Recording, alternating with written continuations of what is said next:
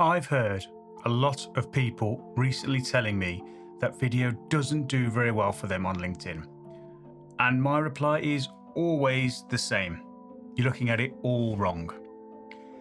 Everything I'm about to share with you in this video is the exact strategy we have started to use in our business, and I can tell you it really works. Firstly, you need to relook at what your measure of success is when it comes to posting on LinkedIn. So what do I mean by that? Well, most people will tell you that if a post doesn't get hundreds of likes or comments or reposts, then it was a flop. I posted my video and it got less likes or comments than my normal posts. Your first mistake here is you're posting for it to go viral instead of focusing on quality. Quality in itself is inherently scarce. If we think about a car brand such as Bentley or Rolls-Royce, you don't see those types of cars being advertised. You never see TV ads, billboards, or anything for that matter. And that's because they target their customers through other mediums like invitation-only events, by association with, say, luxury products like yacht shows or private aviation events. If they started to post on social media, they most likely would get a fair few likes and comments, but chances are 99.9% of those would never even buy their cars. So they are intentional with to whom and where they advertise. And the same can be said for LinkedIn. You shouldn't be measuring the success of your video content on this platform by likes or comments. Ultimately, your only real measure of success for video, for any content actually in that matter, is does it meet my goals? And that doesn't always have to be leads, by the way. Typically videos fall into three camps. Firstly, number one, to reduce friction, making a process more efficient or saving a customer time, such as a frequently asked questions video. The second one is save the business money. You could use video, for example, for recruitment campaigns and save on recruitment fees. And finally, to bring in more leads. For some, that is enough, but for others, they still want to see a physical number on their post analytics. And so if that's you, then focus on video views and average watch length. In the last couple of weeks, I've published 4 videos on LinkedIn, 2 purpose-made and 2 repurposed. On average, I got around 20 to 25 likes per post that wasn't video. On the videos I published, I had an average of 10 likes per video at the time of recording this video. If you measured the success of those videos from likes and comments, I'd agree with you that maybe they'd be viewed as failures. But, and this is where it gets interesting, those 3 videos have averaged nearly 350 views with a watch time of over 1 minute.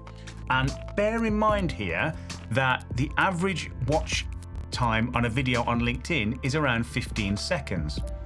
So now my video has become a little bit more successful, but that's not the end of the story. Secondly, you need an ICP. An ICP is basically your ideal client profile. It's the clients that you solve the best problems for. It's a targeted approach rather than a throwing enough shit against the wall and hoping some of it's going to stick. And if you don't already have an ICP, and I mean a really well-defined one, then you're going to want to stop what you're doing right now and make that a priority. I heard a phrase a couple of years ago that really stuck with me, which was, you don't need to sell to everyone, just a few. And that was really powerful for me because I was that person who was all things to all people. Every customer was the right customer, even if they weren't.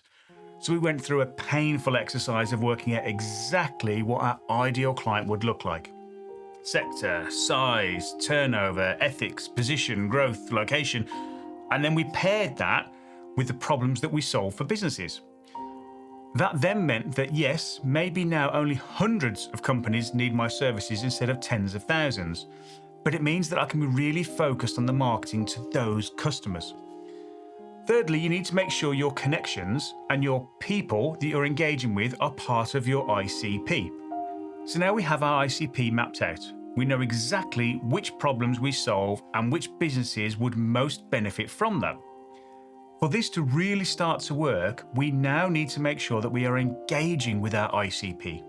We need to start to follow them, like and add meaningful value by commenting on their posts and reposting to show support.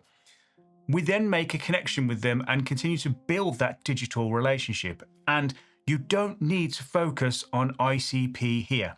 You can actually start to look at second and third connections of whom will help you get in front of your ideal connections in your ICP.